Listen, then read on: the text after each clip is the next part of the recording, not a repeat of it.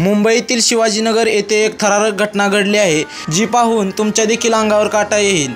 या व्हिडिओमध्ये दिसत आहे की रस्त्यावर उभे असलेल्या एका टोळक्याकडून मारहाण केली जात आहे।